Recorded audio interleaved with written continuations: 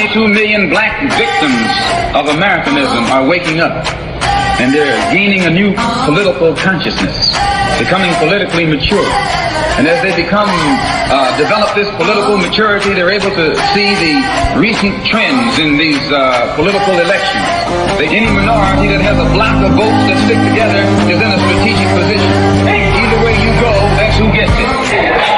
You're in a position to determine who go to the White House and who stay in the doghouse. You're the one who has that power. You and I have never seen democracy. All we've seen is hypocrisy. Today, and look around America, we see America not through the eyes of someone who has enjoyed the fruits of Americanism. We see America through the eyes of someone who has been the victim of Americanism.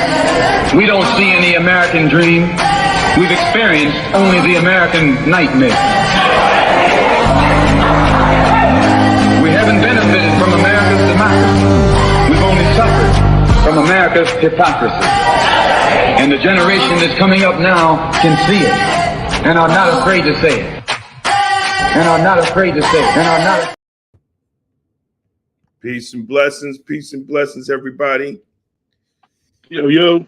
What's happening? This is Black Westchester's People Before Politics radio show and episode 396. Oh man, 396.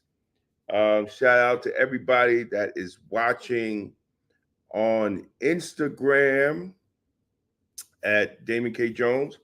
And if we go over, usually Instagram only keep us on for an hour. So if Instagram cuts us off, please go over to Black Westchester on Facebook or YouTube. Or definitely go over to YouTube and like and share and follow. Got to get our follows up and on YouTube. So please go over to YouTube and like our page and follow us on YouTube. So I know y'all looking at the background. The background is a little different. I had to make some changes in my setup because coming to us from an undisclosed location today. Exactly. But this is great because I'm learning how to set up situations when I'm not home. And that's it. But I want to get straight to the nitty-gritty today because we have for people in Westchester County, man, like we really are dealing with what's going on in our political landscape, especially the people in CDC. Well, I mean, Westchester, period. Because I believe June 25th will change the Westchester political landscape forever. Absolutely.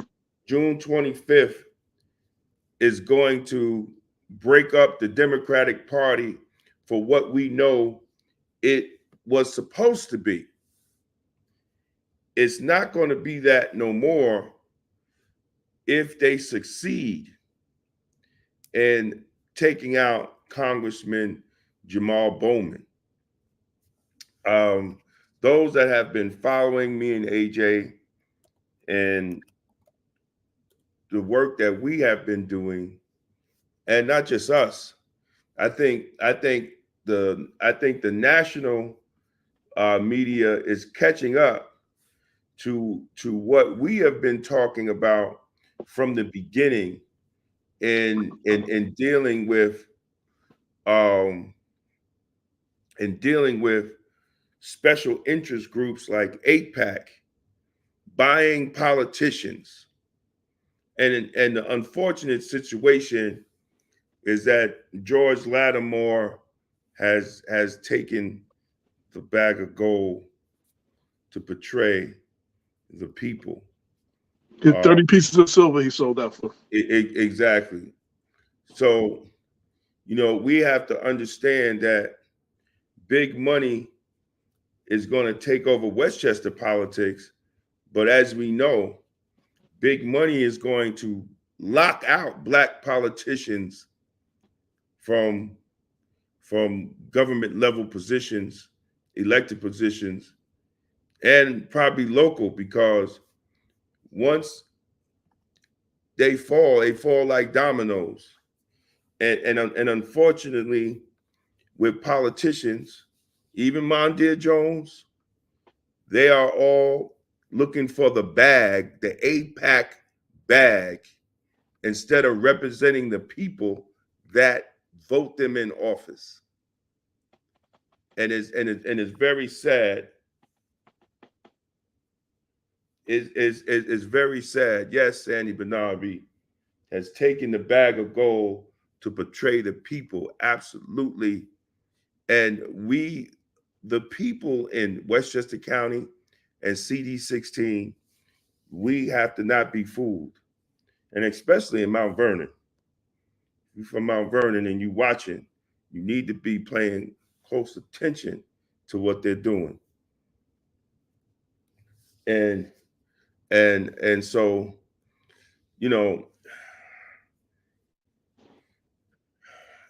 so they are using funding strategies to target Jamal Bowman.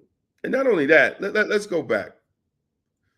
AJ, I know I think you reported, or who reported the progressive of Westchester County, with all this going on, they told George he's not progressive.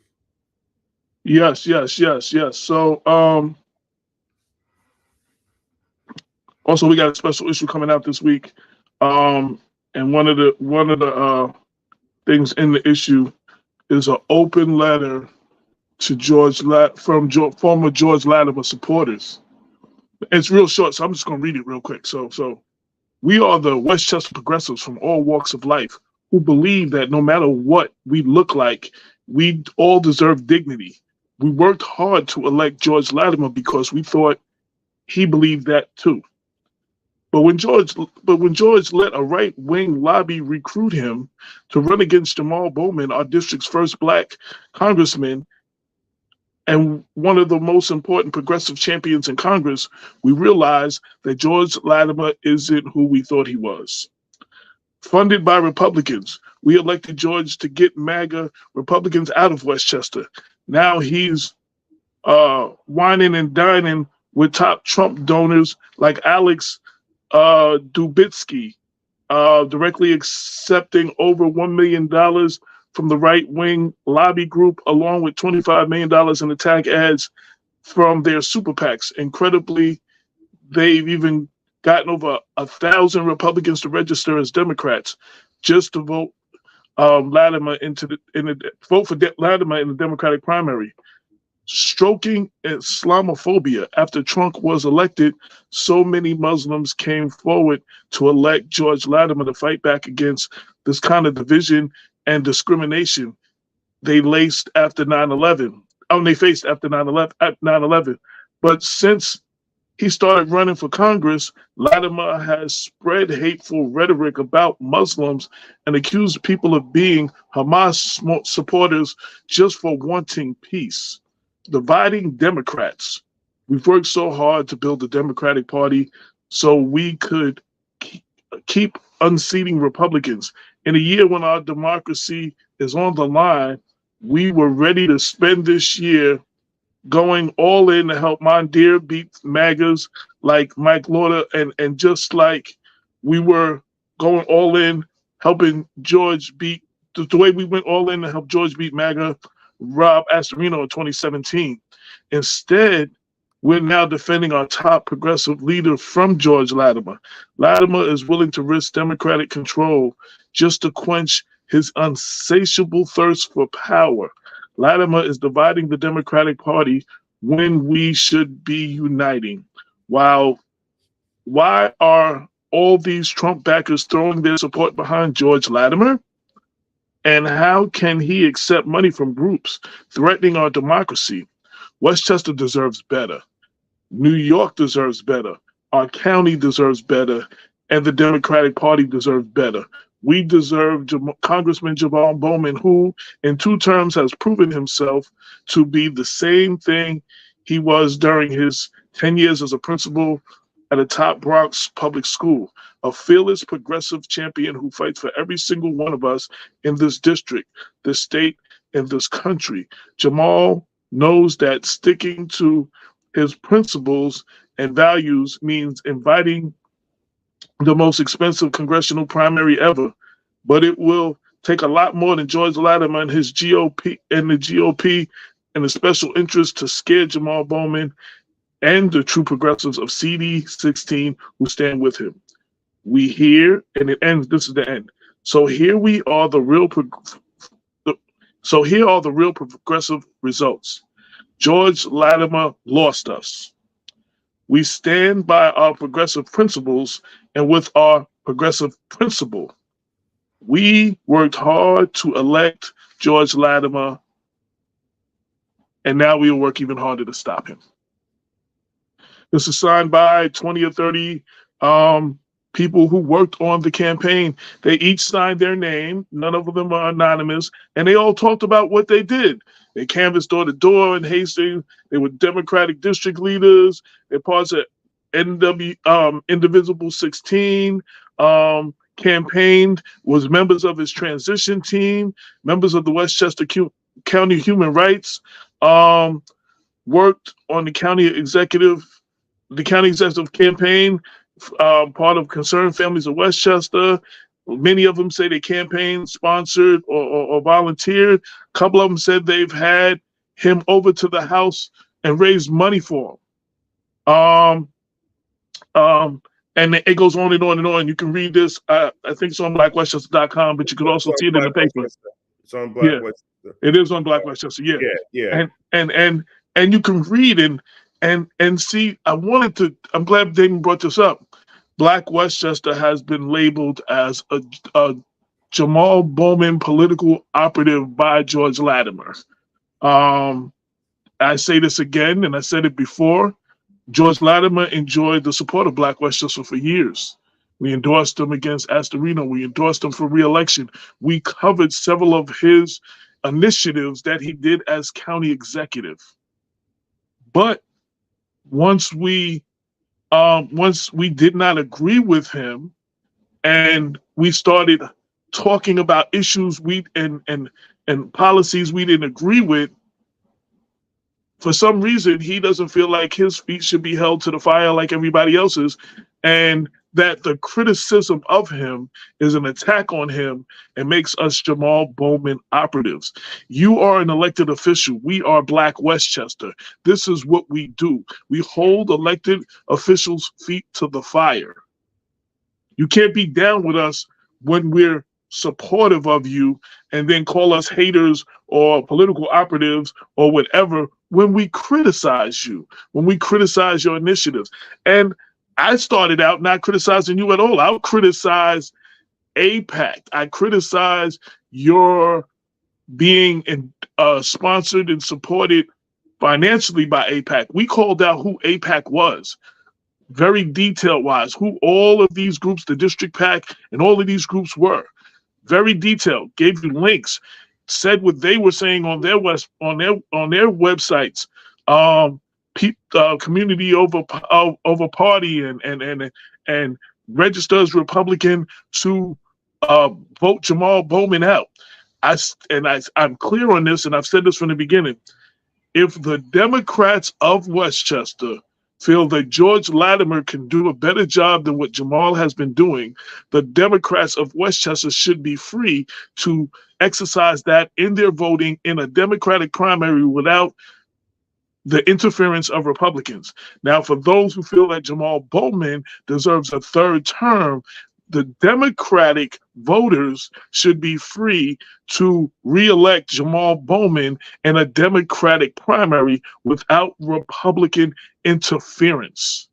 Exactly. the Republicans have taken over the Democratic Party the way they tried to the Westchester Independence Party years ago, and a judge ruled that several thousands of Republicans who switched their party affiliation had to be removed from the Westchester Independence Party polls because they were trying to politically decapitate the head of that party, who's no longer with us.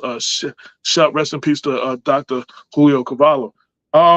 So this is a proven method that has been done here in Westchester. We're not talking about what's done in the country. We're not talking about what Republicans are doing in Congress. We're talking about what Republicans have done here in Westchester. And if you don't wake up, the last thing I want to say, and I didn't mean to monopolize this time, Damon, because I know you have a lot to say. They are successfully dividing the Democratic Party over what is going on in Israel. What we're facing now is major MAGA millions over a grassroots people-powered movement. And that's what it's coming down to. They're running massive attack ads. They're killing trees with all of this political stuff that they mailing out to everybody every day, 2 times a day, and then coming by, dropping in your door. You know what I'm saying? Some is misinformation, some is political rhetoric. We understand that's how it goes. It's silly season. You win by all means necessary sometimes, but the people have to speak up. If you don't speak up and they successfully take over and interfere with the party, you are to blame for not speaking up, for not fighting back, for not pushing back. This is your party. I'm speaking to the Democrats of Westchester. And I want to make one more point before I hand it over to Damon. And this is for the Democrats. Regardless if you're like Lattimore or Bowman, there is a fight for control of the House. Y'all fumbled the ball on the 5-yard line with the attempted failed gerrymandering attempt in redistricting, which made the things go over and get redistricted again. The end result was the loss of 6 Democratic seats. New York Dems are solely responsible for the Democrats losing control of the House. So Absolutely. every seat is important. Now, we're going to talk about Mondaire later, but I want to say this one thing about Mondaire. So by Mondaire, who left his district, and I've spoke to a lot of people who are disappointed he left, that he let Sean Patrick Maloney push him out. Because they said they would have voted for him over Sean, and they would have voted for him over Lawler. If he had stayed and fought, they loved him. They would have voted for a re-election, but he left. Now he's coming back, and he's trying to regain his seat. His seat has been one of the seats that got turned over to the Republicans, a Republican, Mike Lawler, who a lot of Democrats like for whatever reason. You know what I'm saying? So I don't think Mondaire is going to beat him. But when Mondaire, to separate himself from being associated with the attacks of Jamal Bowman, he outright endorsed George Latimer, and we'll talk about this as well later, and lost the support of the Congressional Progressive Caucus, the Congressional Black Caucus, and lastly, the Congressional Black Progressive Caucus by taking back their endorsement of Mondaire. No longer see Mondaire as a progressive, and more importantly, they're saying to George Latimer, they sending a clear message, they don't see you as a progressive. So they're taking their endorsement back over Mondaire, over endorsing George Latimer. We're going to talk about a lot of those things later. Let me just turn it over the mic to Damon before I just go on. But I wanted to make certain points, though. We have to be clear and purposeful in what we say. This is facts over feelings. You know what I'm saying? We have to be we have to educate the people. Black Westchester has been here 10 years because we speak truth to the power and we say things that everybody else is afraid to say. Right. So you have so much money, right? What people have to understand, there's so much money being dropped into CD16, this race, by pro-Israel lobby groups, that they want to buy CD16. You know, they bought George Lattimore, and it's very unfortunate because he didn't have to take that money, you know, to run. He could have ran on his own with the agenda of what CDC, with the agenda of what AIPAC has, their national agenda. And it's not just Jamal Bowman. They're dropping a lot of money in Jamal Bowman's race, but they have put millions and millions of dollars in other races throughout the country to try to take out people that just was critical of what's going on and the money's being spent, you know, in war, not just Israel. You know, I mean, I can't understand how we are as American people who barely can pay rent in New York, who barely can find affordable housing to even get a mortgage for, that are not upset that our tax dollars are going, not just millions but billions, is going overseas. And we have so many issues right here in CD16 in Westchester County in New York State. But I also did an article, you could go on Black Westchester, of all the Democrats that have received money from AIPAC. And this is a tactic that they've learned. So either you take this 1 point something million dollars, or we'll run somebody against you and spend $5 million against you, and these coward politicians, cowards that we vote for, take the money. They take the bag of gold over than standing for the people, standing for democracy, standing for freedom, justice, and equality. They take the bag of gold. And this is what we're seeing. And this is what we're seeing. And then we have to beg to get pennies of funding for community programs. And they're sending billions of dollars overseas. Like Tupac said, you got money for war but can't feed the poor. I could understand. I get all the international. Everybody's, oh yeah, but international safety, yeah, but safety should be at home first. Take care of your house first, right? That's what we want to tell parents. That's what my mother always told me. You know, so you take care of home first.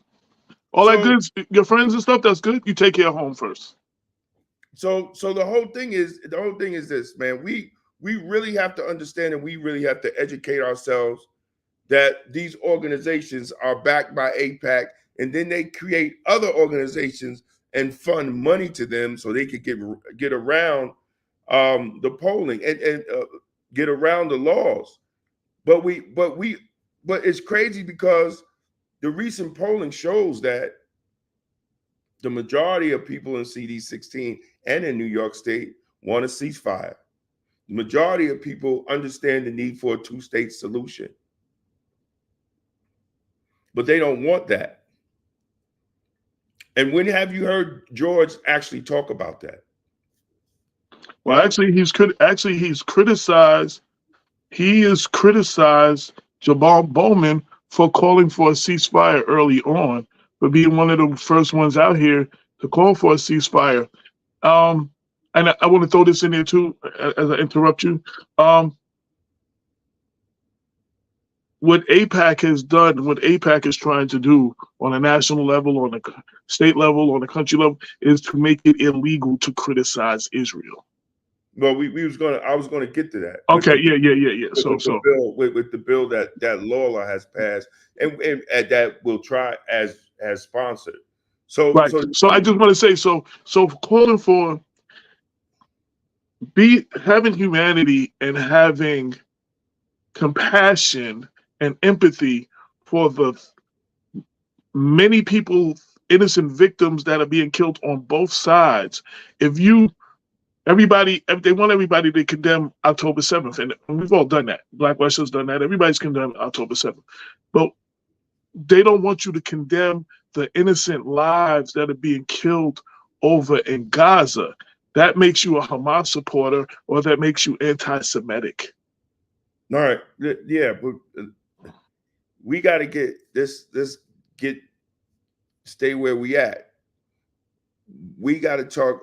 I really want to focus on people understanding the money that's being spent on this election, and that our politicians, no matter whether you're Republican or Democrat, is they're taking the bag of gold. And this is, and we can't sit, AJ, please, and we can't sit and say that Republicans are racist, MAGA is racist, and then our own elected officials that say that are taking racist Republican money. That does not work. It's not reality. So who's the hypocrite? Is it us because we allow this to happen and we continue to vote for them because they say they're a Democrat, but they're funded by Republicans? They are Republican light. That's what they are. Just like a Bud Light or Corona Light. They're a Republican light. And we sit and we take our votes and we vote for these people. And the majority of money is coming from Republicans. See, I can't understand how we, the voter, don't see it. And I can't understand how Black people, these Black politicians, are silent. See, that shows that we're hypocrites, or they're getting checks too, just like Mondaire Jones. Now Mondaire Jones is a crazy case because according to the Young Turks, he got $250,000 from AIPAC. But yet AIPAC is supporting his opponent, Mike Lawler, and then he just want to throw his progressive ideology and stab his brother in the back and support George Lattimore when the progressives is trying to put all this money in trying to keep Jamal Bowman in office. Do we understand what we're seeing right now? And let's be clear. Let's be clear. Let's put a religion aside. See, because a lot of people want to hide behind religion while they're doing their dirty business. And I'm going to say it again. There's a lot of people that want to hide behind religion while they're doing their dirty business. Let's put religion aside. Israel is a foreign country. And they are buying our politicians. And they're sending our tax dollars to another country. We have literally been invaded. And then when you speak on it, they want to bring up the Judaism religion. We're not talking about that. We're talking about the political agenda that they have.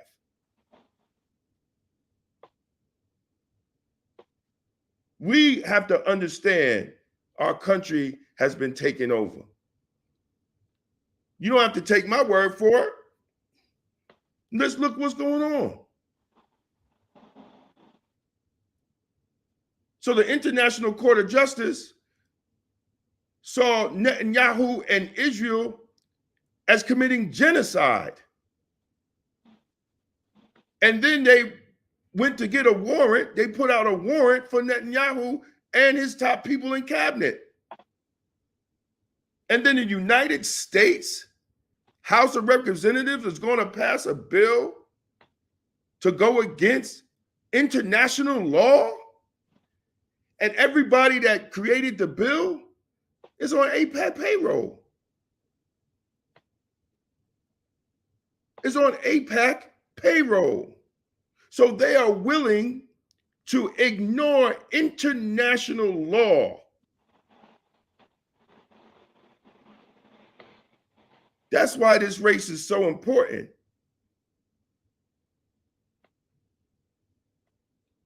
So we got to understand what's going down. And the crazy thing about it is you have so many politicians that's okay with it because they're getting the bag of gold. So these politicians don't work for you no more. Sadly, even the black ones. And what's really sad is the silence of the black leadership in Westchester County, that they're not saying anything. And the only people that's going to suffer is our community.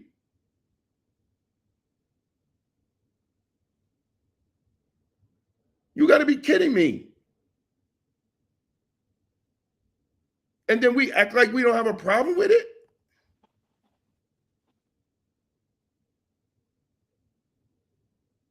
We have become cowards. And we lie to our children about freedom, justice, and democracy. We lie to them.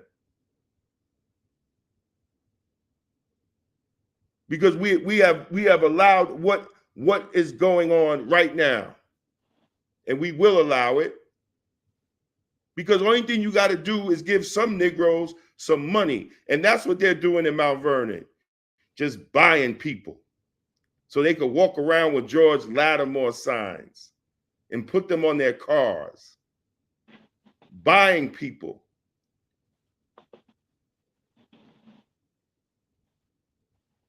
And Mount Vernon leadership should know better, because that's what put the city in that type of situation in the first place, because their politics ain't about the people, it's about their pockets.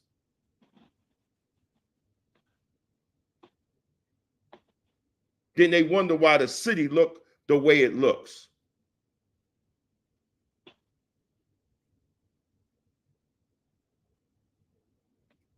So listen, y'all have to educate yourself. Please go on Black Westchester. And let me tell you something, we stand by everything that we write. I know I do. I know AJ do. And if anybody feels that we're lying about them, then take us to court. Or shut up. Take us to court if you feel that we're lying. And I'm going to make this point. AJ said it earlier. You know, I'm really disappointed in George, because he sits there and talking about we're operatives. Since the day he announced that he was first running for county exec, I was one of the main people that stepped up to support him with Blacks in Law Enforcement of America. And then we got Westchester Corrections Association. We got the Grand Council of Guardians to support him. I was on the transition team. So we supported George all throughout the way, even when he didn't come through on things that he said he was coming through on.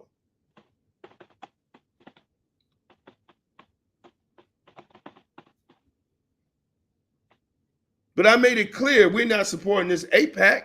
We're not going to allow you to push this AIPAC on us when they don't have no agenda for Black people, and then allow other people to make excuses for that. See, when Black people say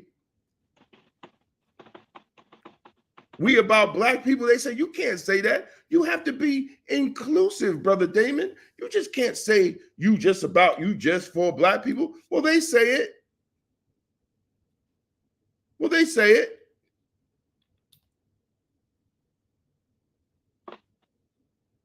See, we today they had all out for Israel, or whatever day today. It's okay to be pro-Israel. Jewish. No, let me finish. It's okay to be pro-Israel, But it's not okay to be pro-black in politics. That's the hypocrisy of our political process here in Westchester. You can't be pro-black, but it's all right to be pro-Israel. And many of us are pro-black and pro-Israel. We just don't want what's going on over there. And Israel just can't say they're going to control another people.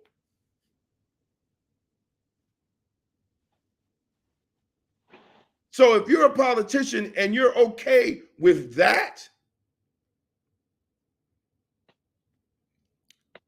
then you're just being a hypocrite to me when we talk about slavery and Jim Crow and segregation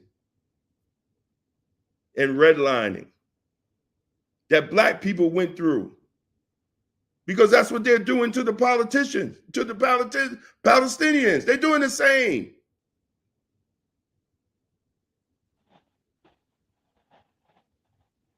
And I say it every show. If you're looking at a basketball game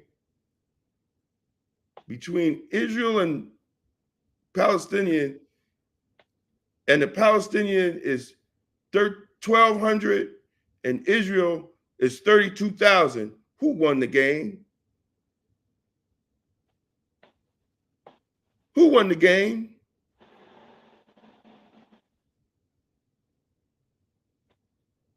Who won the game? Then you want to get, when it got up to 5, 6, 7, 8, 9,000 dead, and Brother Jamal Bowman called for a ceasefire, y'all want to get mad. The war was over when 7,000 was killed. Now we're over 32,000. And they still killing. And United States knows from their history of being in the Middle East, in Desert Storm and those wars, you can't stomp out terrorism. No different than you think you're gonna arrest your way out of crime and violence.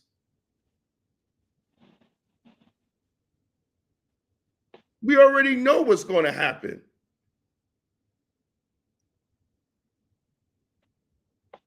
But we the voters, especially in District 16 and in Westchester County, we can't allow that. We have to send a message that we're not doing the politics of usual of Washington, D.C. in District 16.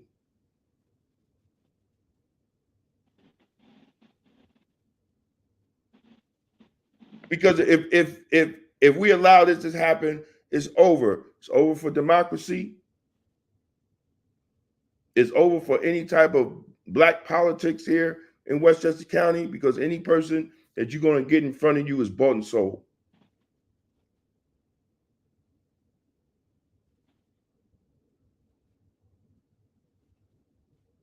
And you got George running around talking about he's a progressive. And thanks to the progressives, local Westchester, and the national congressional caucus calling it out what it needs to be called out. But the problem is these local leaders are silent. You know, how can you be a pastor and not be upset that the homeland of your Christ Jesus has just been torn up?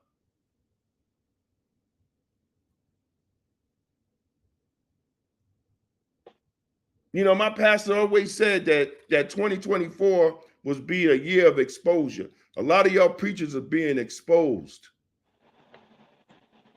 because you're very quiet about what's going on in Jesus's homeland, the descendants of the Christ.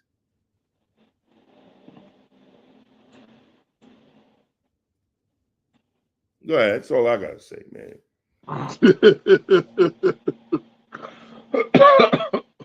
Shout out to Sandy Barnaby. Shout out to Peter Bernstein, New York Working Family Party. Shout out to D. Wilson. Shout out to everybody else who's tuned in. While Damon's talking, I'm moderating all of our our social media. We got it on. We're streaming live on YouTube. We're streaming live on Instagram. We're streaming live on Facebook on several pages. I got it shared on our Black Westchester Twitter page. The video's running. So I'm looking at all your comments and everything on the various formats. So when Damon's talking, you see my head down. I'm actually going from account to account to see, you know what I'm saying, what y'all are saying. So the first two things we talked about, I shared the links on all the social media. APAC controversial funding strategies targets Black congressman in CD16, and the open letter to George Latimer. One of the topics you said we were going to talk about. Not yesterday. Well, today's Sunday. So Friday, down the block. I live a half a block. Full disclosure, a half a block. I live in the middle of 7th Avenue, half a block away from the Dole Centers, where Mount Vernon NAACP meets. That's where seniors meet. They have a lot of programs for kids. They had this. This was National Gun Awareness Day or something, and several people had events, and they had one at the Dole Center. I've been there previously. Last year, intern Olivia, she wrote a great piece about it. So this year they had the event, and somewhere very close, if not at the event, because I'm getting conflicting stories, there was gunfire at the gun violence awareness event. We had lots of children out there, bouncy houses and everything. In my reporting of that, I remember two things. One, George Latimer released a anti-gun violence task force or something like that. And on March 26th, Friday, March 26th. So we're not even going back 2 months, 3 months. So, and on that day, he said, gun violence is not a major problem in Westchester. He went on to say, one life is much too much and more. But the bottom line is, he said those words: gun violence is not a major problem in Westchester. And in the News 12, which was the first debate between the two candidates, Jamal Bowman called him on it, and he said he never said that. So I Googled gun violence is not a major problem in Westchester County, George Latimer. Guess where I found it? On the Westchester County website, and Westchester County press release, and the announcement of the Westchester County Gun Violence Prevention Task Force. He said he did not say that. And it's right there on his own website. My take on the whole thing is, when you say stuff like gun violence is not a major problem in Westchester County, tell that to the people of Mount Vernon, your hometown, where you grew up on the south side of Mount Vernon, how you tell us all the time. You're obviously not in touch with what's going on. I mean, gun violence is probably not a major problem in Rye where you live, but gun violence is a problem in Mount Vernon. And actually, the Mount Vernon Police Department PBA president said as of May 26th, there have been at least 15 related assaults so far this year. That is a problem. And this year is not an outlier, because the next line says this is the same number of incidents the same time of year last year, same time this time last year. So we have a problem. We have a problem somewhat in New Rochelle. Gun violence is a major problem. and Yonkers and Lower Westchester in the district where you are running to become congressman over this district that consists of more than where you live in Upper Westchester, where major gun violence may not be a problem. It is a problem down here. Public safety is a problem. And that made me question your qualifications for the job for the district that you want to run in. And, I'm just using your words. This is not Black Westchester making up something. I went to your website, to your press release, and you said those words. And that is not true. And so back to the event yesterday. The event happened at the Dole Center. Hundreds of children, adults, seniors gathered for the event. Had music, laughter, prayers, barbecue, and all that stuff. The youth shelter of Westchester, Moms of Banned Violence, the city of Mount Vernon, the Youth Borough, Department of Recreation, Nubians with Attitudes, Snug, 914 Lock, Youth Cred, and other community partners put this thing together. And in this anti-gun violence prevention event, or near, which is just as bad as that, but near, there was gunfire. And I was reminded, Damon, of when they were having the launch of My Brother's Keeper at the Dole Center, and all the elected officials, including Mayor Richard Thomas, was there, and the Dole Center got shot up. And I'm like, so, this is not a new thing. Gun violence is and has been a problem in Mount Vernon, in Westchester, but specifically, I'm speaking for Mount Vernon right now. George's hometown.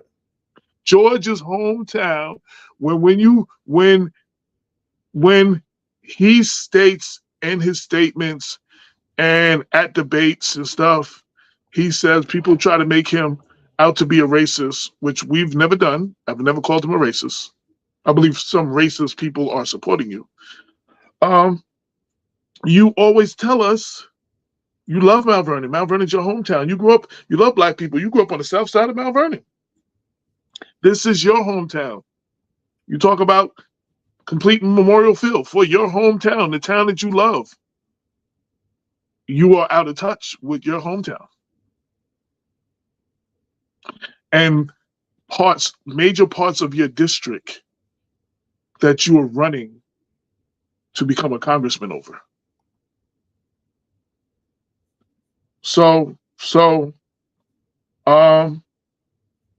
police, the mayor, the PBA president all said, no, I wanted to say this, make sure I get this out. Nobody was injured. A Dole Center employee told me they rushed all the kids in, all the seniors in, had them in like bathrooms and auditorium and everything. They had them sheltered in for a while to, police secured the area or whatever. The police never caught the individual. They gave chase, but they never caught the individual. They're still looking for the individual who did the shooting. I don't know if they saw him or just heard the shots, but they gave chase and were not able to find it. And if you know anything, they're telling you call the Detectives Division 914-665-2510, which is in the article, or I think there's a tip line or something. And all that's in the article. I'm going to put the link to the article up. But, it's like, there's an anti-gun violence event, and there's shots fired near it. Oh, well, all right. Well, you can go on, and I'm giving the different sides of what I heard, but go ahead. Well, I know you have. I talked to numerous people that were there, and it wasn't near, it was there, right? It wasn't near, it was there. I think, and for whoever's watching, and this is not criticism. This is advice. the people of Mount Vernon deserve a plan. They deserve a plan on what the police department is going to do with dealing with public safety in Mount Vernon. You cannot, the old saying, those who don't plan to fail. And if there's not a comprehensive plan of what they're going to do with the guns, the influx of guns, the crime and violence, the youth in Mount Vernon, it has to have a plan. Even if the plan fails, you try to execute a plan. Even if it fails, you try to execute a plan, because you don't learn until you fail. Then you know what to do and what not to do. But and I've heard my brother Jesse Van Loo and other people in Mount Vernon that they just want to know, what is the plan? What is the plan? And this is not knocking anybody, but I think the people are deserving a plan, some type of plan. And even at this point, when you have this gun initiative from Westchester County, still, what was the plan with that? And how do you have a gun initiative and you don't include the district attorney's office? Oh, the task force. You know about the task force? Right, the task force. And, right. and I didn't see anybody from the district attorney's office. So and unfortunate, it leaves me to believe that was just rhetoric. Because if you got an illegal gun, your ass should get locked up. It is what it is. At this point, there's no excuses. We made excuses in the past, but young Black children are forced to get guns because everybody else has a gun. But we should not, it falls on the adults and the lawmakers and the policymakers and the public safety heads to make sure that we don't force young people, we don't put young people in that type of scenario that they have to get a legal gun because they don't feel safe walking home from school, going to the store, getting their mother some milk, in all these situations. It's the adults' fault. It's easy to blame the children, but you're not doing your job as a leader and an elected official and a law enforcement head.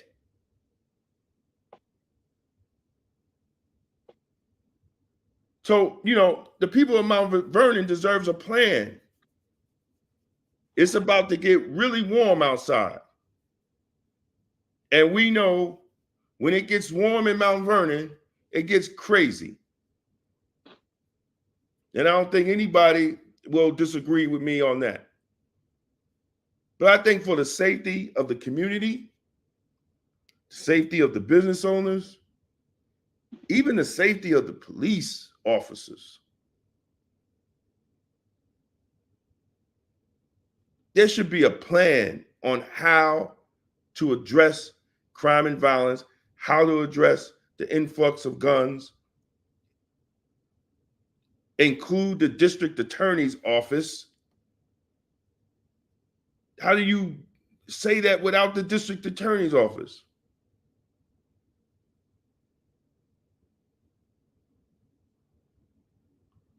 And then you have to also, how do you address these kids? How do you address the mental health of these young kids, man? Like they've been living in a war zone most of their damn life.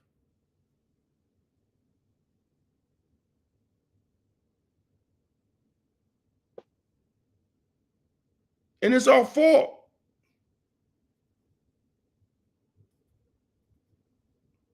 It's the adults' fault. They have to figure out how to survive in a community that people just shoot and kill and run up. It's unheard of. It's unheard of.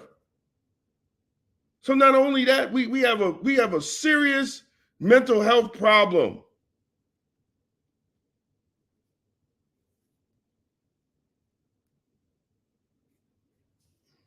Absolutely.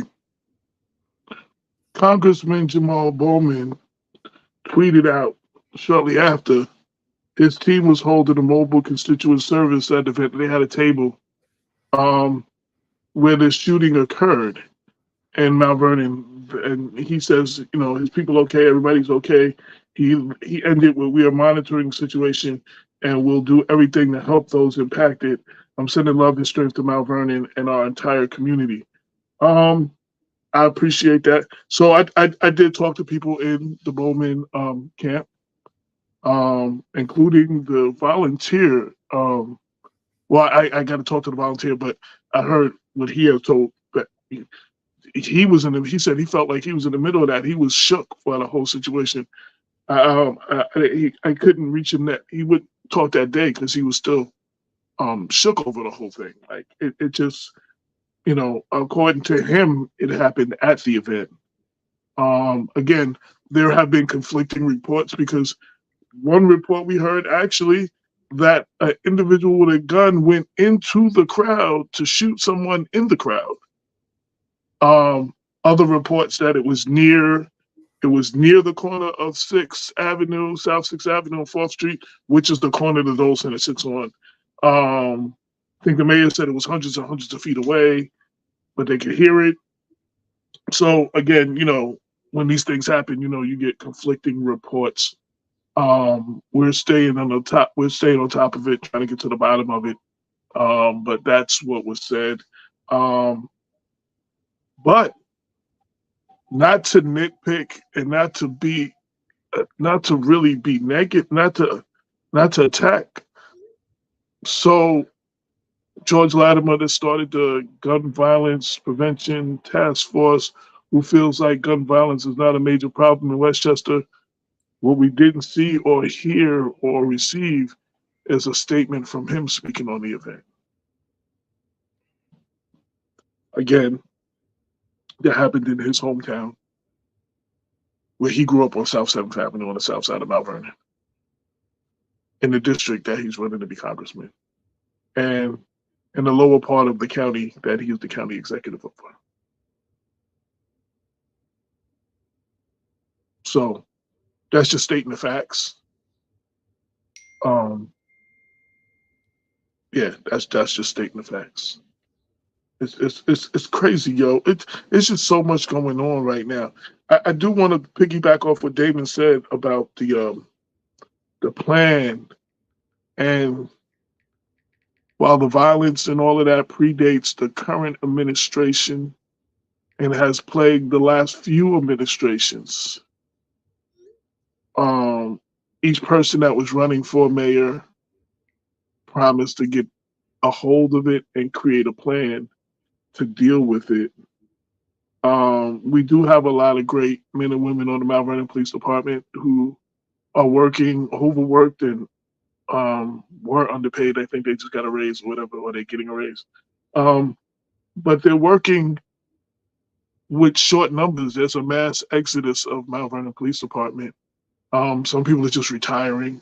You know, that comes with and with the territory. And then, you know, a lot of people are leaving to go to other departments in Westchester County, including the county police.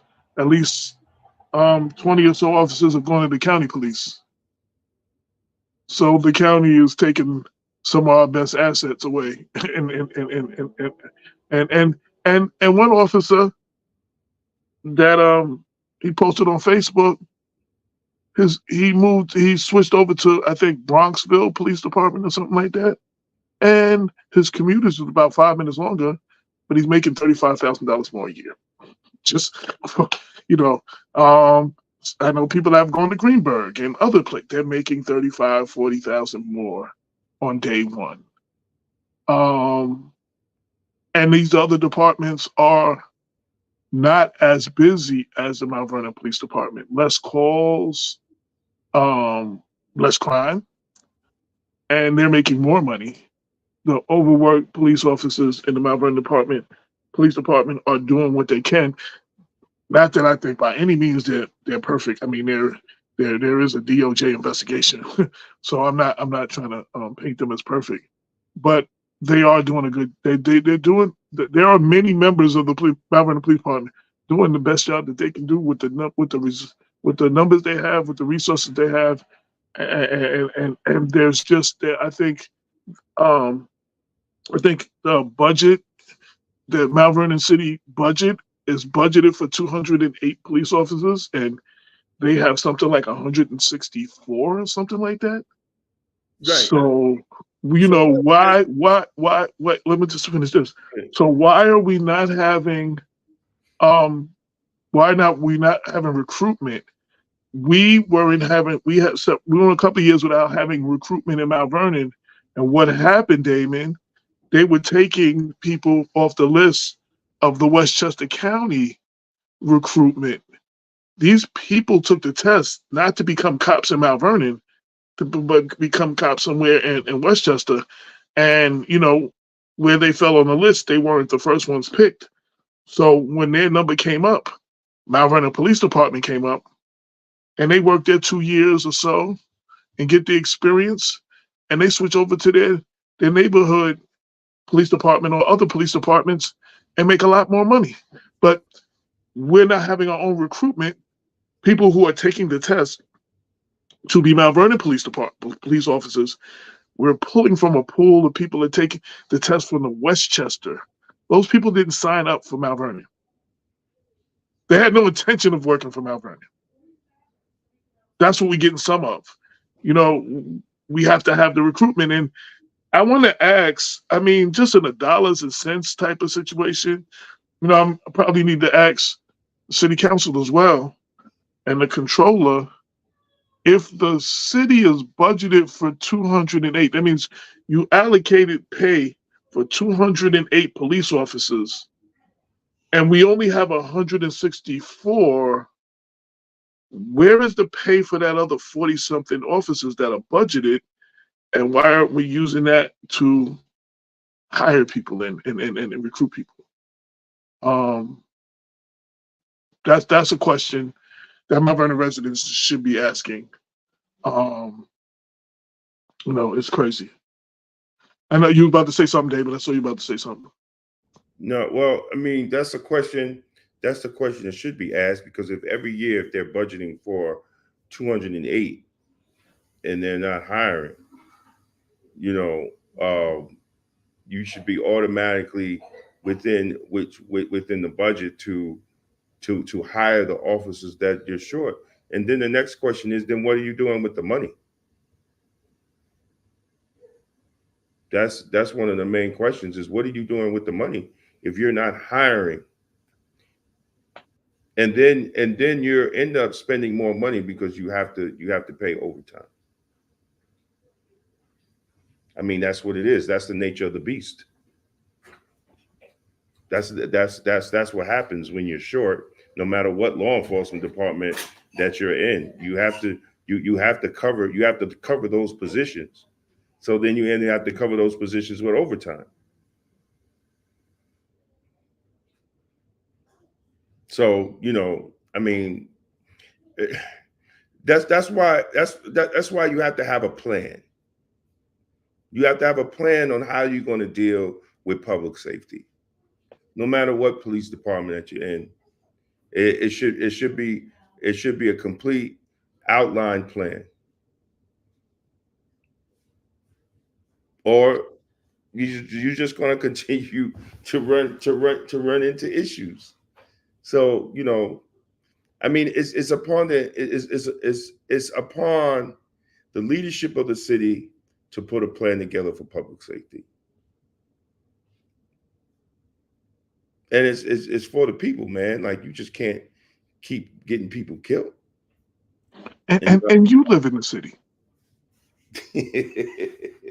Right. And this is for your safety too. Exactly. Exactly.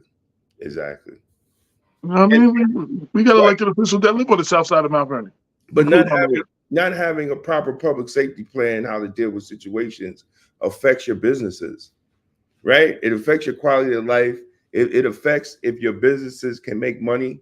It affects if people want to come into your city and spend money. Wait. Let me take. Wait. So they were having.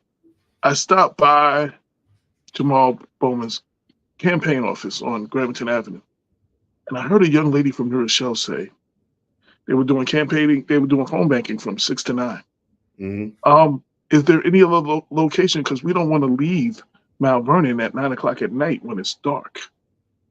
Like they don't want to be. As women, they don't want to be. They scared to go to their car in Mount Vernon at 9 o'clock, leaving the campaign office. Like they were asking, can they do it from home or from other locations? Because there was people from their shelter didn't want to come to Mount Vernon. Like this is how, and that's one incident. But then, how do you think people want to come to your city? For businesses or to the restaurant, or you want to come and there's a meeting or something. You want to be out of here by a certain time because you don't want to be here after dark. That's a general feel of the neighboring communities, the neighboring cities. That is an issue. And then you're not going to attract other businesses, which is what's needed. We need more businesses in the you know what I'm saying? In Mount Vernon, bigger businesses. And who's coming? Why would you come here? No, If public safety is an issue, I'm not gonna risk my customers and my employees in my life opening a business in Mount Vernon. look, you have public safety issues. You don't have a hospital, and you got an overcrowded school system. You have nothing. There's nothing other to attract people there. There's nothing to attract people there, because even if you move there, you're going to pay high taxes, and then you got to spend another $30,000 to send your kid to a private school. Why do that when I could move into a neighboring city, and I don't have to spend all that money, extra money outside of my tax dollars to get my child a decent education? See, this is, but you know what? You can't. The current administration is just another layer on administrations over the last 15 to 20 years that have failed the city of Mount Vernon. Straight music. It is what it is. But we don't want to have those type of conversations and how to move forward. And then people are just used to it. Like it's like a domestic violence victim. When you just used to being beaten and lied to for so long, you don't see it, but other people on the outside see it. And that's the condition of Mount Vernon. They've been beaten and lied to by these crooked ass politicians for decades that leave office rich and the city gets poor every administration.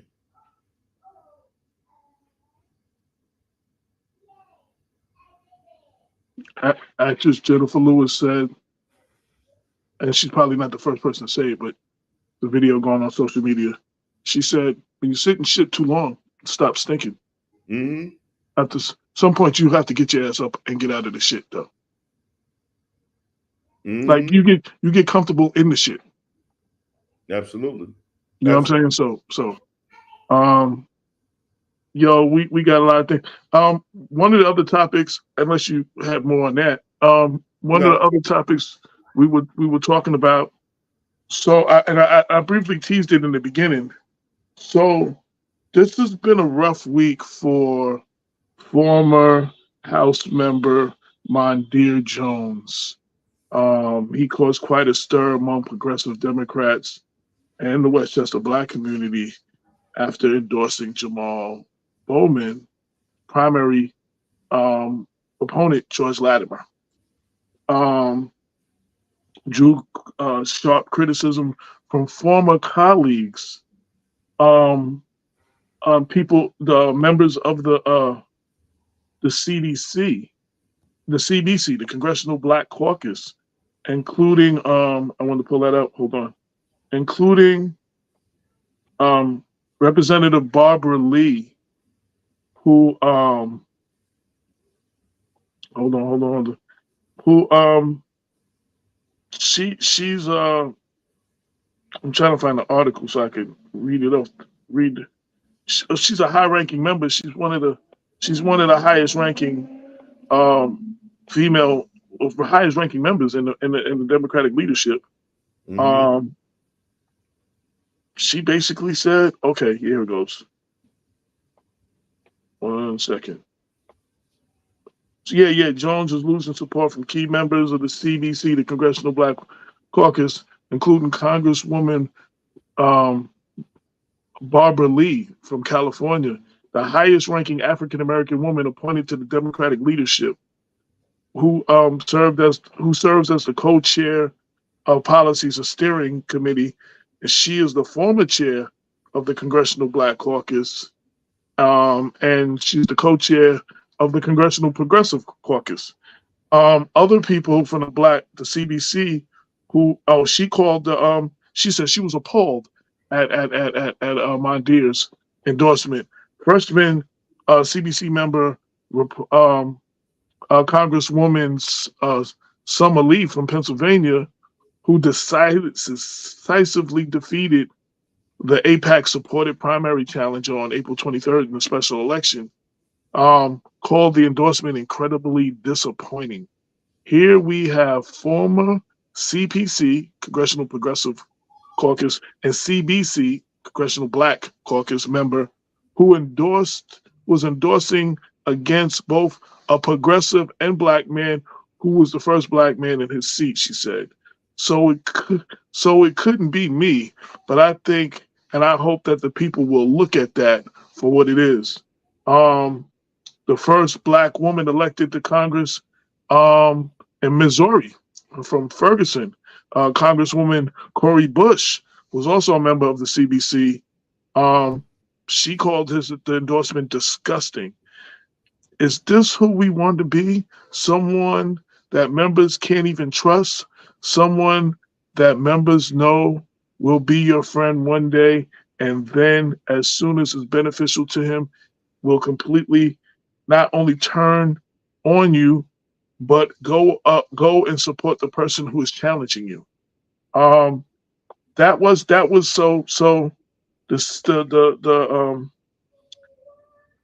so that was this week on June 4th, I believe, or just before June 4th. A couple of days later, after getting his black card revoked from the Congressional Black Caucus, the Congressional Progressive Caucus, they released a statement that they are rescinding their endorsement of Jones.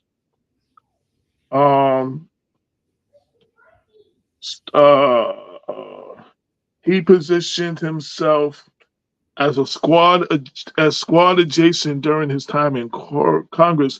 Again, Representative Cori Bush said, who was also a member of the Congressional Progressive Caucus, hails from Missouri. She said, and then now, when it's beneficial to him, he will go up against someone who actually was there for him. Other progressives rallied in support of Bowman, including AOC, who said Dem unity means supporting Bowman. The CPC said a number of factors led into the Congressional Progressive Caucus PAC rescinding its endorsement of Jones. Evan Brown, the PAC executive director, said this wasn't a unanimous decision of the PAC board. Nobody questioned it. Like, they unanimously rescinded their endorsement. What you have here,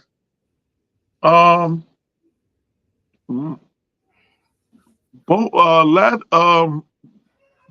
Mondaire Jones, opponent, Congressman Mike Lawler, who's a Republican who turned the seat red, um, has been powerfully um, pointing out how close Mondaire and Jamal were, even questioning in the endorsement. He was like, "Wow, you back in 2020, you said we need more people like Jamal Bowman in Congress. That was what you said. Now all of a sudden you don't stand with him, you don't see eye to eye with him, and you are trying your best to distance yourself from the heat that Jamal's catching, and you endorse um, his opponent. That would be enough." But then the Working Family Party also pulled its funding in support of Mondaire Jones.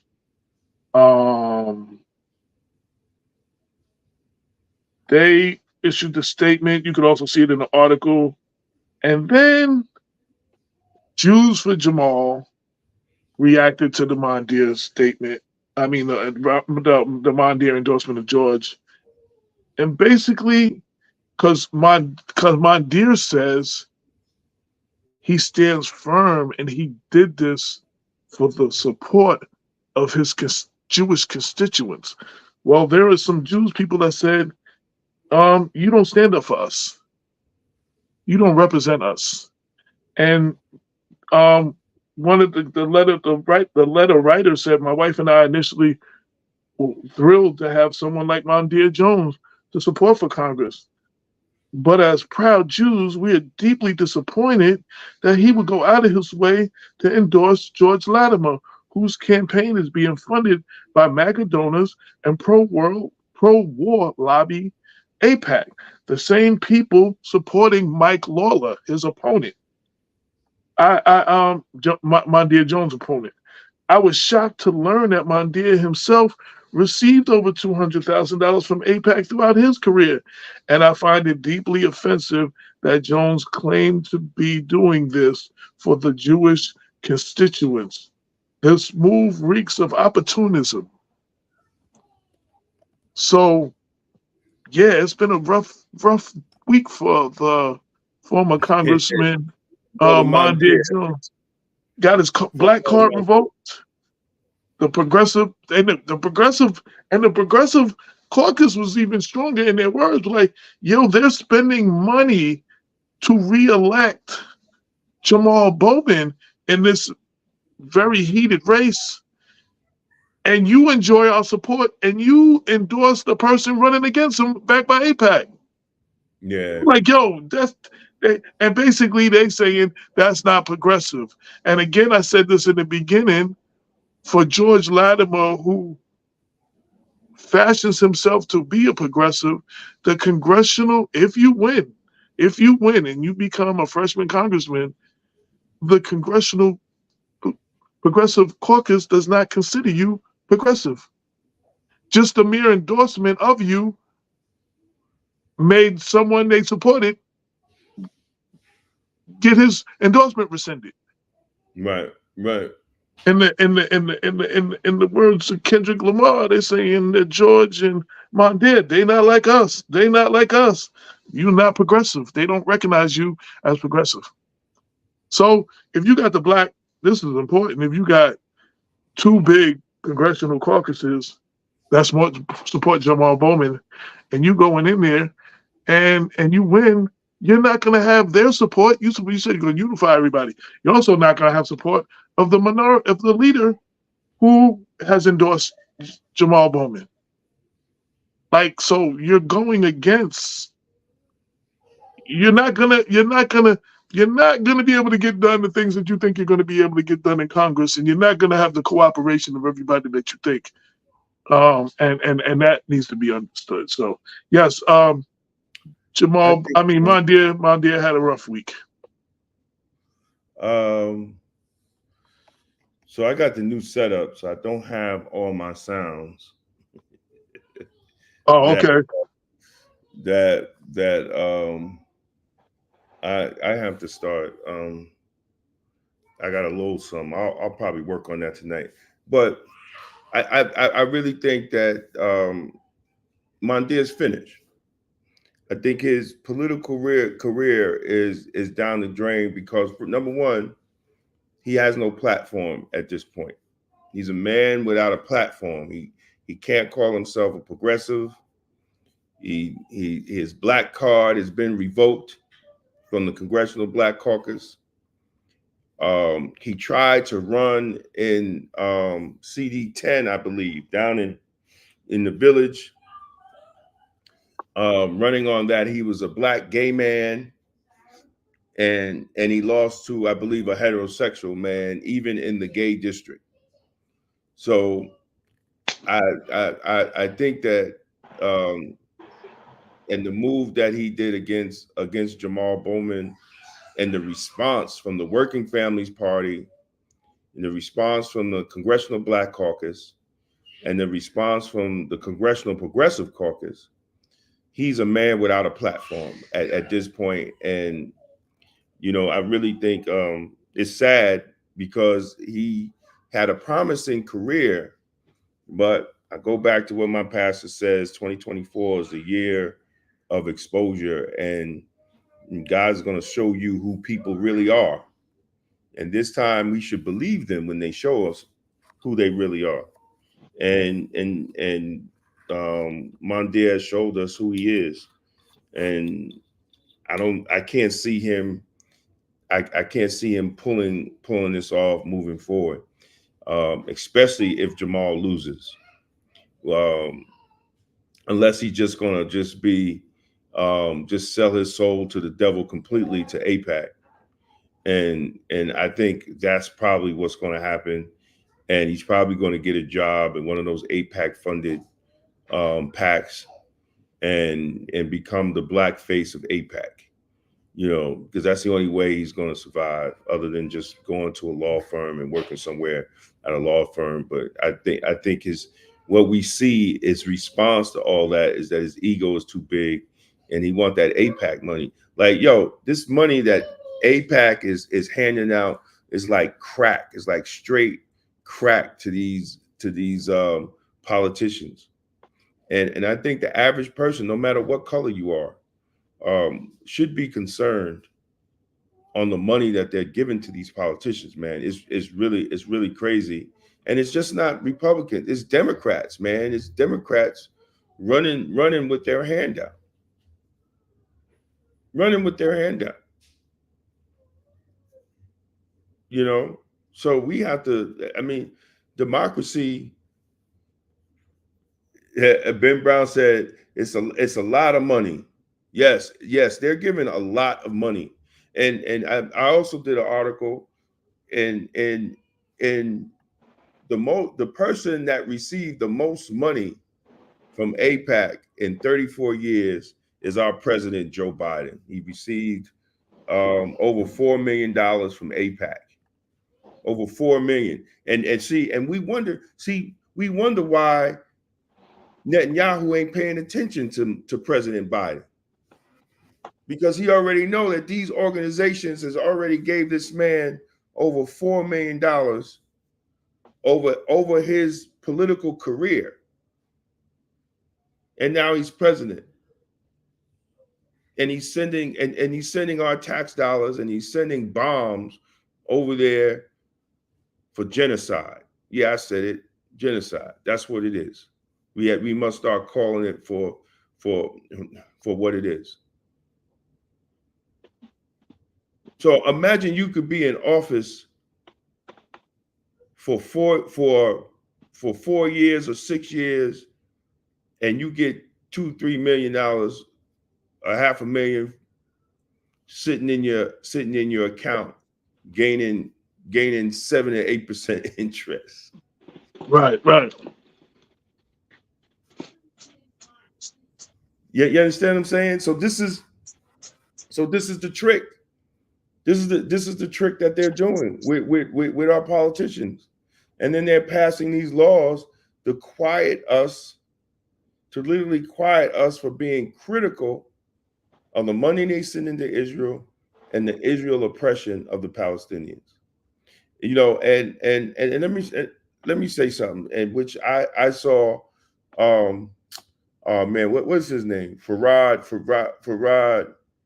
the guy from CNN. He said something. The interviewer, she called the protests anti-Semitic that's on the colleges, and the way he answered it was so real. He said that the older generation of Jews that lived through the Holocaust and the Holocaust survivors, they remember that type of oppression. He said, but in the last 30 years, the younger Jewish generation, all they know is the oppression of Israel on the Palestinians. So they're speaking up against the oppression of a government over a people, and it's not anti-Semitic, but it allows those who have their anti-Semitic views to take advantage of the protests that these young people are having. And I think that was a great point. So when people actually say, you know, when you're defending the Palestinians, the average person, not Hamas, you know, I think Hamas can go to hell. I think they should be accountable, you know, and the leaders of Hamas, the ICC, has put out a warrant for their arrest, just as well as they're seeking warrants for Netanyahu and members of his cabinet arrests. And rightly so, they both sides need to be arrested. But we need to understand what we're seeing today and what we have saw for the last 30 years is oppression, is apartheid. And when we started this crusade to address it, we played Ta-Nehisi Coates' video when he went out to Israel and visited in Palestine and what he saw. And he said he saw apartheid. He saw oppression. So come on, Yeah, man. he said, I knew what this is. I know what this is. He said, I recognize this. That's what we go through. I recognize this. I put a video up. I don't know if you saw it. Can you play that real quick? It's short. This is from a Republican congressman from Kentucky talking about the influence of AIPAC. I just want people to see this. All right. Buddy, but me has an AIPAC person. What does that mean, an AIPAC person? It's like your babysitter, your AIPAC babysitter. That's absolutely crazy. I've had 4 members of Congress say, I'll talk to my AIPAC person. And it's literally what we call them, my AIPAC guy. Why have I never heard this before? Why would they want to tell their constituents that they've basically got a buddy system with somebody who's representing a foreign country? It's the only country that does this. So every now and then, you get somebody to say the quiet part out loud. And that was real brief. But this is a Republican, a current active Republican congressman talking about how our elected officials are influenced by AIPAC. The reason I wanted to show that is this is what it means to take money from AIPAC. So if George wins, he will have to consult with his AIPAC person before he can rule on certain things. Yeah, well, he will not be able to move without approval of his AIPAC person, because he's going into Congress where they're doing this already. That's what it means to take money from AIPAC. But you're missing the point. He already has an AIPAC handler. It took him 10 days to respond to the question, are all Muslims part of Hamas? So he had to check in with his AIPAC handler before he answered the question. That's why he couldn't answer the question right away on Facebook. So he already has that type of person. He's already there. But I just wanted our people to see when we talk about, cause they're like, yo, what's the big deal about AIPAC? What's the big deal? And let me make this point, Damon. I also wanted to make this point. So in the News 12 debate, George Latimer says it doesn't matter where I get the money from. You should just judge my record. While he says that, he says that Jamal Bowman is influenced by Hamas and Hamas supporters because they're the one giving him money. It can't be both ways. So if it's okay for you to take money from AIPAC, and we should not look at where your money comes from, then we shouldn't look at the money that you say Jamal is taking. Also, you get upset when people refer to you because of the things that AIPAC are doing and saying that you support this genocide, what people are considering genocide. You support these things. And you say no, but in the same breath, you blame Jamal for being a Hamas supporter because he called for a ceasefire. That's the main problem that they had. When it wasn't popular, before the whole world was saying it, Jamal Bowman and a few others were saying there needs to be a ceasefire. In the end, to the end to the innocent lives being lost in Gaza. He did condemn October 7th. We all did. You know what I'm saying? How many times do people got to say that? You know what I'm saying? But he stood up for the other side as well. And that's why AIPAC and others are going after him, because he didn't get 100% behind Israel. And some of the people who have written letters to Black Westchester have said, you know, with the way AIPAC's moving, the things that they have done, why are they willing to put so much money into Latimer? Because he sees them as an ally. They see him as an ally. They see him as one of them. You don't put money into somebody who don't believe what you believe. You don't spend millions of dollars in somebody who's not standing for what you stand for. Right. And AIPAC has shown you what they stand for. AIPAC has shown you how they get down. And listening to this man who said the quiet part out loud, the congressional members, when they ask questions and when they got a rule, they have to consult with their AIPAC person, their babysitter, their handler, because they've been given so much money. The same people are giving money to George Latimer. Right. Absolutely. Absolutely. And So he will have to, when a bill comes in on reparations, on gun control, on ceasefire, whatever, he's gonna have to consult with his AIPAC handler. And if he doesn't, they're gonna take care of him. You know what I'm saying? They're not, he won't, they're gonna remove their support of him. So you can't take money from groups like AIPAC and then don't do their bidding. That doesn't work. No. Well, that's what it is. They give them the laws they write the laws and they give them they give it to them so they vote on it. You know, that bill that they wanted to ignore international law, the ICC ruling on the report on the warrants, everybody that sponsored that bill got money from AIPAC. That's just complete control. That's complete control of U.S. politicians. So and the bill he's talking about is the Anti-Semitism Awareness Act. No, that's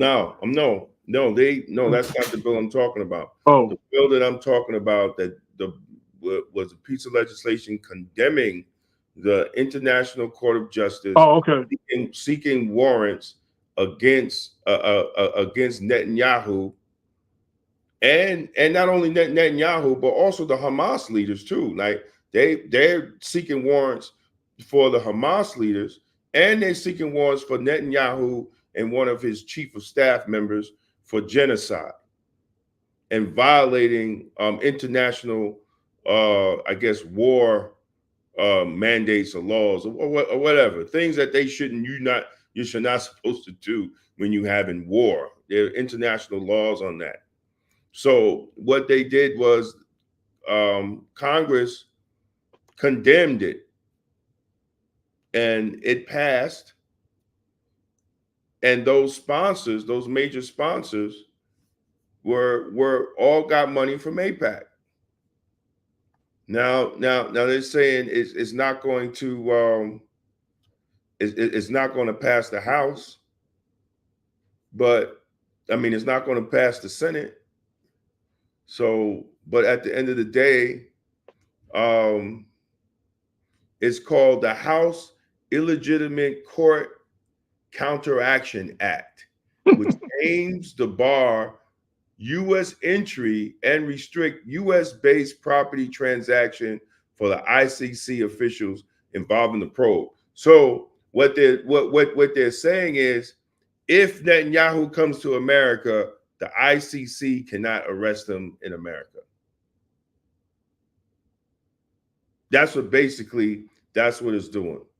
And it was sponsored and promoted by House Speaker Mike Johnson, who pushed the bill. He's received $491,000 from pro-Israel lobbyists. The House Foreign Affairs Committee chairman, who's received $790,000. Representative Chip Roy of Texas, who received $43,000, and Representative Brian Mast of Florida, who has received $610,000 from pro-Israel lobbyist groups. Now understand that. Look, this is the House Foreign Affairs Committee chairman is bought and paid. The House Speaker bought and paid. We don't own our government no more, ladies and gentlemen. It's owned by pro-Israel lobby groups like AIPAC and their subsidiaries. We have to understand what is going on here.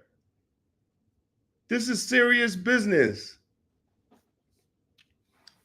This is serious business. Absolutely. I was referring to the bill you spoke about earlier, that Mike Lawler, right? And that bill was called the Anti-Semitic Awareness Bill. It passed 320-91. It was sponsored by Mike Lawler, who received a lot of money from AIPAC. It will require that the Department of Education adopt the International Holocaust Remembrance Alliance, a broad definition of anti-Semitism when enforcing anti-discrimination laws. Defines anti-Semitism as a certain perception of Jews which may be expressed as hatred towards Jews.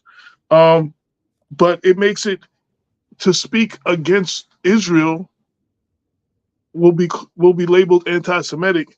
And one of the things that they had a problem with, we discussed this, so I won't get into it in detail because we discussed it on a previous show, was basically make it, they used the example of Jews being responsible for the death of Jesus Christ. Right. And to say that, which is in the Bible. Again, I'll put the article up and you can read the different verses and stuff where it's at, Matthew, Mark, and Luke.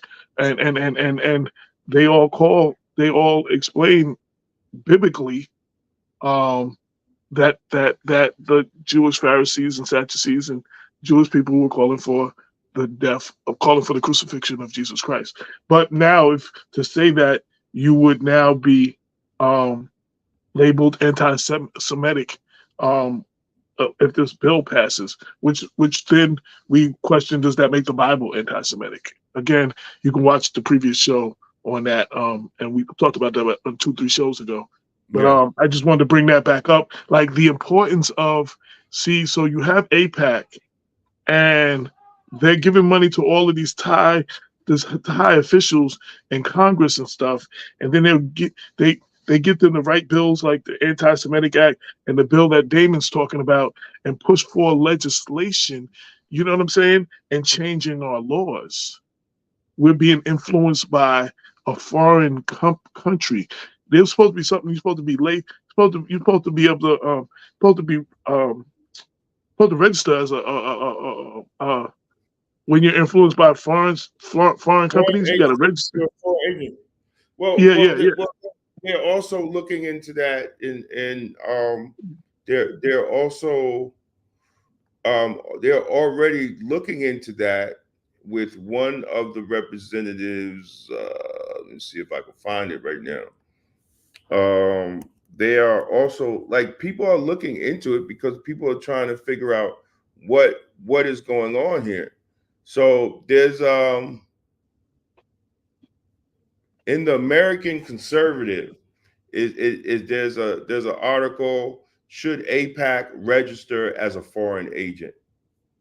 So, I mean, people, it's just not just it's not just us saying it. I'm gonna put it in the group. I think it works, right? Yep. Should AIPAC register as a foreign agent?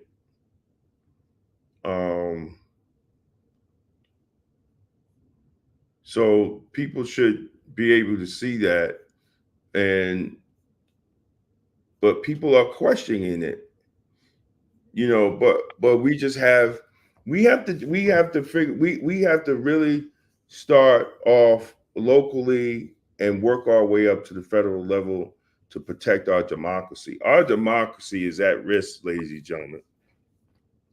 And for the little democracy that Black people have, that's even more at risk because we have less democracy than any other American. So, you know, if the greater democracy is at risk, we really in trouble as Black folks, you know, because we just don't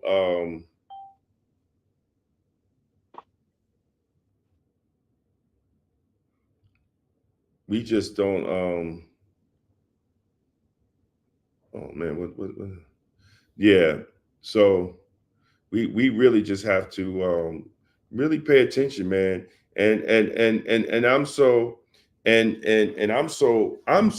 just disgusted at those Black leaders that are just really silent, and those who have taken money to be silent with everything that's going on. Like, it just proves to me that politics is just a bunch of hypocritical mess.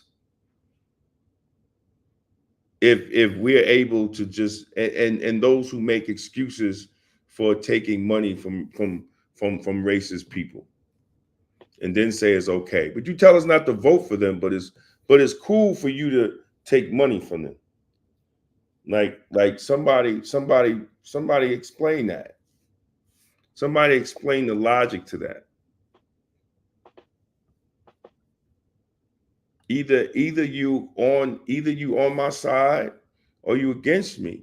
And George didn't, and you know, I'm still, and I'm going to keep saying it. George didn't have to take the AIPAC money. He didn't have to take the AIPAC money to have a race. And really, you know, I think what was Netanyahu and everybody has taken over the airwaves.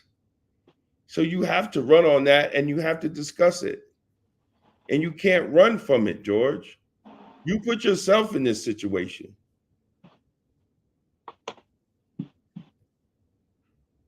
You put yourself in this type of situation. We didn't do it. We're just addressing what everybody else is questioning. We're addressing what everybody else is questioning. We're addressing it here locally in Westchester County. But you did that. I didn't do it. You decided to run. You decided to do it. We did not do it. And if you win, it's always going to be questionable. And we see more and more that AIPAC run these politicians.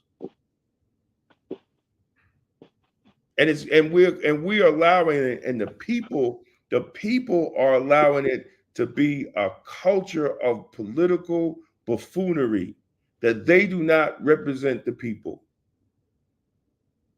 And if they want to be in office, they're going to have to go kiss AIPAC's ring.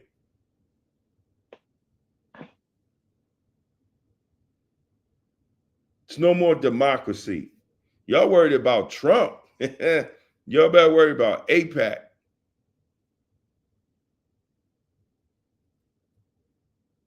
I've always told people Trump is a distraction. He's a man-made distraction. And people are so emotional when you mention this man's name. And he's a distraction. They got all y'all in your feelings. And he's a distraction while they're buying every other politician up, Republican and Democrat, the same people that fund Trump campaign.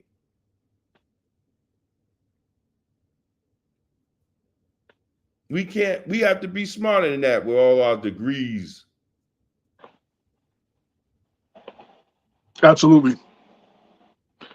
I put the link to the bill that I was talking about, and I also put the link to the show where we discuss it, and so you can, instead of repeating everything we already said, you can, if you missed the show, the link is in all social media, so you can check that out. Yo, I thought Instagram is only out. We're still live on Instagram? Yeah, just stay quiet. Yeah. So shout out to everybody, because we're getting a lot of views from a lot of the different formats. Like I said, we're on LinkedIn, we're on Instagram, we're on YouTube, we're on all our Facebook pages, and I shared it on our Twitter page. So you can actually, if you go to the Black Westchester, Damon shared it, and I shared Damon's link. He's live. We're live on Twitter too. So you can go to Damon's page or the Black Westchester page, and you can watch this also on Twitter. We're taking advantage of the different social media formats now. It's a beautiful thing where we can stream on multiple. Everybody don't mess with Facebook. You know what I'm saying? Some people don't mess with Twitter. Some people don't mess with IG. Some people, you know what I'm saying? So we're putting it on all different forms, so everybody can watch it, share it. If you're watching on YouTube, if you're watching this on YouTube, please make sure you subscribe so you can see all our videos when they come out, and make sure that you like this and share it. You know what I'm saying? On all other formats, make sure that you like it and you share it. And feel free to leave your comments. For everybody who's going to watch this after the fact, make sure you leave comments, your thoughts and comments and feedback. And again, it goes on blackwestchester.com, the video, and for people that missed it. And when we put the links to all the stories we talked about today, they're all stories we just did in Black Westchester. So you can go to blackwestchester.com and you can read in detail the stories and the links that are coming from the stories and where we got the information from and everything. But more importantly, we want to hear from you. Sometimes you'll see somebody share it on Facebook and they'll leave a bunch of comments on Facebook. Leave the comment on Black Westchester under the story of the video. Leave it there so everybody who reads the story can see it and they can comment too. You know what I'm saying? So we're trying to encourage more engagement with the viewers, with the readers, with the, you know what I'm saying? So please leave your feedback. You know what I mean? I appreciate the text messages and the messengers and the emails and stuff, but leave the comments on the website, and shout to the ones that's doing it. Shout to everybody who's supporting us. Again, this is episode 396. We're coming up on our 400th episode, and we're coming up on our 10-year anniversary. Yes, Black Westchester has been here giving you real talk for the community since 2014. Black Westchester's been giving you black news with the black point of view since 2014. So, celebrate with us, and form a donation, buy our products when you see us, promote our books. We we appreciate all of y'all, because we couldn't have done this without all of y'all. We could have had a cool show and could have been talking about the dopest stuff, but if nobody's watching and sharing it and listening, what good are we? You know what I mean? So it's y'all that y'all watch it, y'all share it, you know what I mean, and y'all support it. We greatly appreciate y'all. I just want to get that out there ahead of time. I think most of the things I wanted to talk about today we did, but it's just crazy. We're in a crazy time right now. I know you hear people say every year, this is one of the most important elections of your life, this, that, and the other. I know you get tired of hearing that. I know you hear stuff like, oh, people die for you to vote and stuff like that. But politics is a participatory sport. Voting is only one part of that. Being engaged in between the elections with the elected officials, with the politicians who win, being engaged, going to the town halls, going to the city council meetings, going to the school board meetings, the library trustee board meetings, whatever meetings they are, you know what I'm saying? Letting them hear what they have to say and asking them the questions and calling them to the carpet and holding their feet to the fire for the things you don't agree with and getting your point across and your interests across. Nobody's going to give you anything because it's the right thing to do. Freedom is not free. You know what I'm saying? There's a price to pay. You have to, what are you willing to do for what it is that you want? You complain about everything being wrong. You complain that we don't got this, we don't got that. Nobody cares about us about this. No politician. What are you willing to do about it? What are you going to do about it? Are you just going to go do what they tell you and just vote row A all the way? That's how some of these candidates get in there that don't deserve to be in there, because you went row A all the way. Exactly. And there's an article, and I'm going to find an article. It says some of our biggest cities have been destroyed by Republican rule. I mean, the Democratic rule. Like in a city like Mount Vernon, you cannot blame the conditions of the city on the Republicans, and you can't even blame it on white people solely because it's Democratic rule. It's Democratic. You have in the Congress, you got Republicans and Democrats fighting like cats and dogs. In Mount Vernon, you got Black Democrats trying to politically decapitate other Black Democrats. What part of the game is that? And now, with this election in CD16, you have Democrats trying to politically decapitate other Democrats, Black, white, and indifferent. The Democratic Party, AIPAC is. They're getting a good return on their money, and that return is the division in the Democratic Party. All the infighting that's going on, that's what they pay for. That's what they want to see. And in control of the House, don't think that they're not trying to eye this seat and try to see how they can't make this seat red too. They got a very narrow margin right now. They're trying to add to that. They're trying to turn over all seats. And Mondaire lost the backing of some Black people, the progressive people, some Jewish people, the working family people. There's no chance he's going to turn that seat back blue with all those losses. He had a slim chance before all of this. I think it's even slimmer now. Because there's Black people that I know in Westchester who like Lawler. He's not my district. He's not my congressman. You know what I'm saying? But there's people whose congressmen is. Black people who've talked to me that said they're not voting for Mondaire. They're voting for Lawler. And Lawler has done some stuff for their community, for whatever it is he did. They feel like he deserves to be reelected.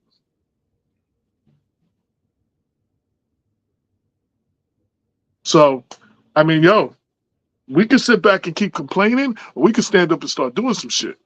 It's time. It's time to put up a shut up. Like, it's time to stop complaining. Like, me and Damon, we've done these shows and we wrote the articles, and then y'all elect who y'all elect, and then y'all call us and complain. Oh, maybe he was right. Oh, maybe we shouldn't have voted for this person. oh, this person is screwing us over. This person don't care about us. Yeah, the time to complain is beforehand. The time to get involved is beforehand. Don't call us up. Don't be writing us off because of the things we saying. Like, you know what I'm saying? And then call us later and then tell us you agree with us after you done voted for the person. We don't want to hear it either. I'm tired of hearing that. Man.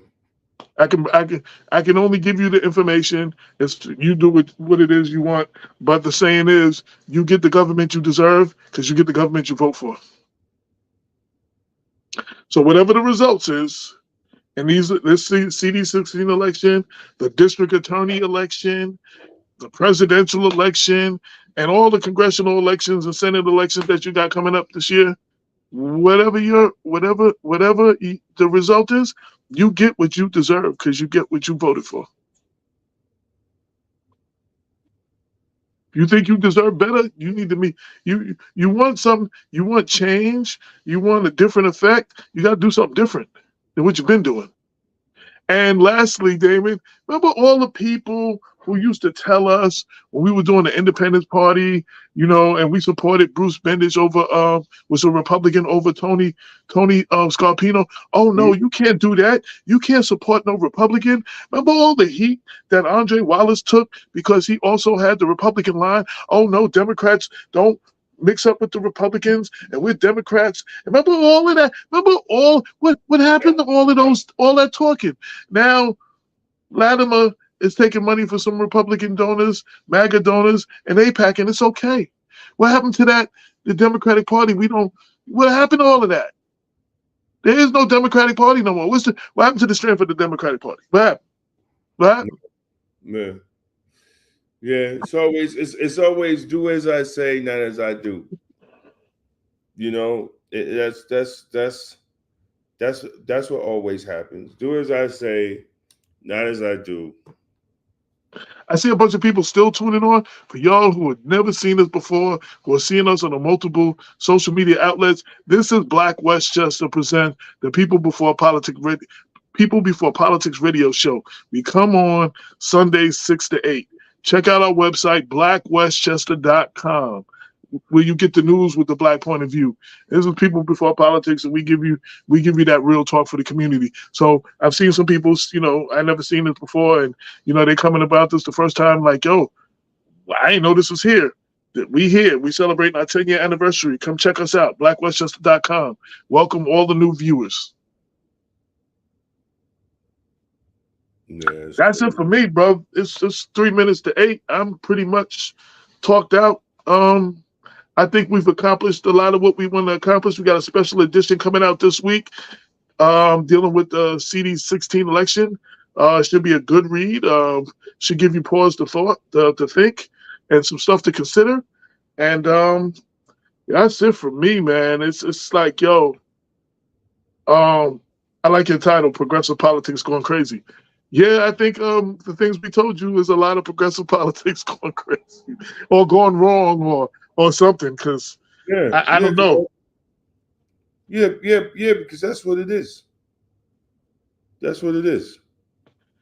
We got to stop throwing around definition like progressive. What is a progressive?